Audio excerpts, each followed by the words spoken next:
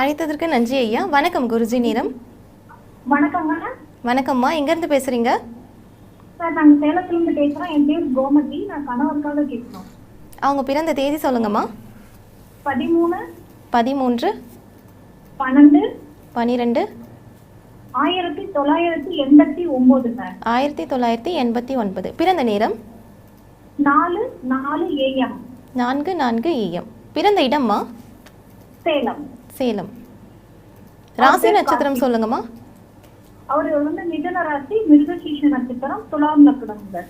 என்ன கேள்வி கேட்கணுமா?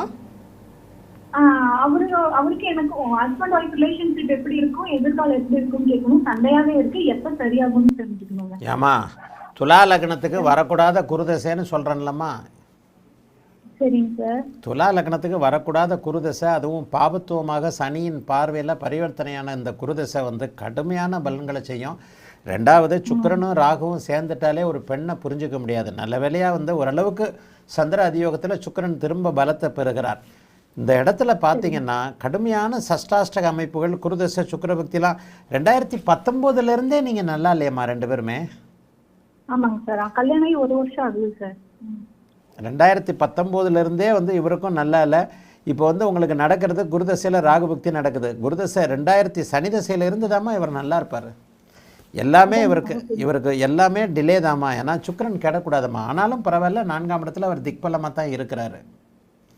2019 இவர் நல்லா இல்லைம்மா. இவருடைய 30 வயதுலேருந்தே இவருக்கு போராட்டம் தான். இன்னும் ஒரு வருஷம் பொறுக்கணும்மா. சனி தசை இவருக்கு யோக தசைமா. ஏதாவது பிரிவினை வந்துருமோன்னு பயப்பட்டீங்கன்னா உண்மையிலே கிடையாதுமா. சனி தசை வர்றதுனால பிரிவினைலாம் இருக்காது.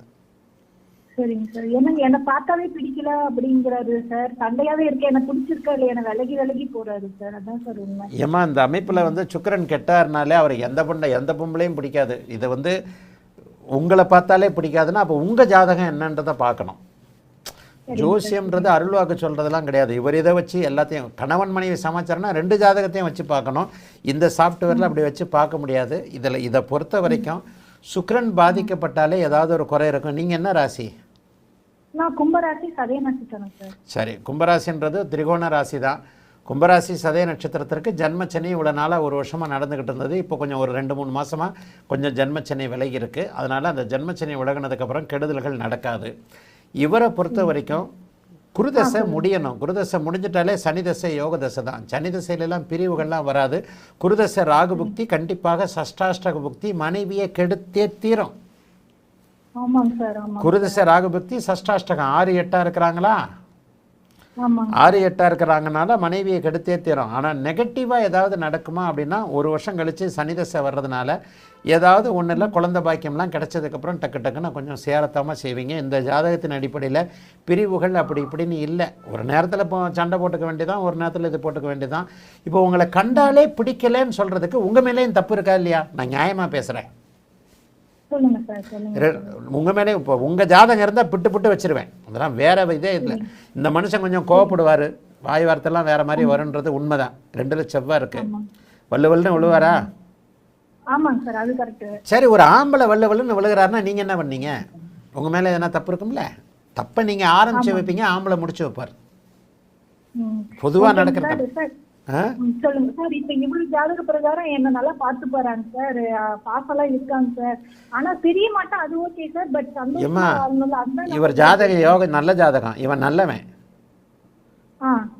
நல்லவன். ஏன்னா லக்னத்தை குரு பார்க்குறாரு, லக்னாதிபதி திக்பலத்தில் இருக்கிறார். அப்படிலாம் ஒன்றும் பெரிய மோசமானவன், குடிக்கிறவன், அடிக்கிறவன், திருடன், முல்ல மாதிரி அப்படிலாம் கிடையாது. இவன் நல்லவன். ராசியோடு குரு சம்பந்தப்பட்டு, லக்னத்தோடும் குரு சம்பந்தப்பட்டு, லக்னாதிபதி திக்பலமாகி லக்னாதிபதிக்கு சனி செவ்வாய் தொடர்பு இல்லை.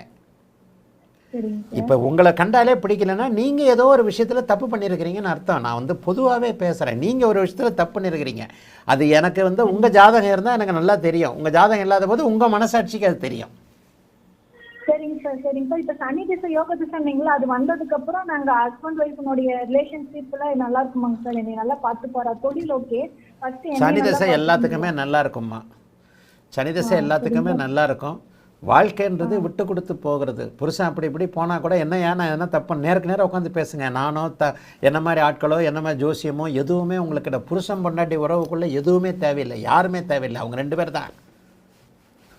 நான் என்ன தப்பு பண்ணேன்னு சொல் ஆ வெளியில நல்லா பேசுறாரு சார், என்னிட்ட பேச மாட்டேங்கிறாரு. அதனாலதான் ஜாதக ரீதியா நான் கேட்டேன் சார். ஆமாம், அதையே நான் சொல்கிறேன். இதுக்கு மேலே வந்து சில விஷயங்களில் இதுக்கு மேலே வந்து நான் என்ன சொல்கிறேன், உங்களுக்கு அது தெரியும் ஏன் உங்ககிட்ட நல்லா பேச மாட்டேன்றாருன்றது உங்களுக்கு புரியும்.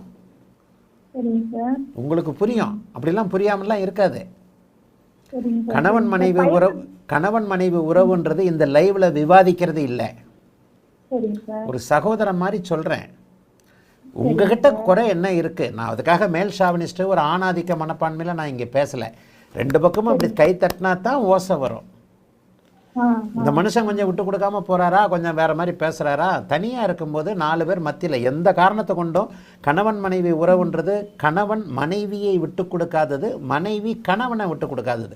2 பேருமே பொதுவான இடங்களில் ஒருத்தருக்கு ஒருத்தர் விட்டு கொடுக்காம இருந்தாலே ஒருவருக்கொருவர் ஒரு புரிதல் வந்துடும்.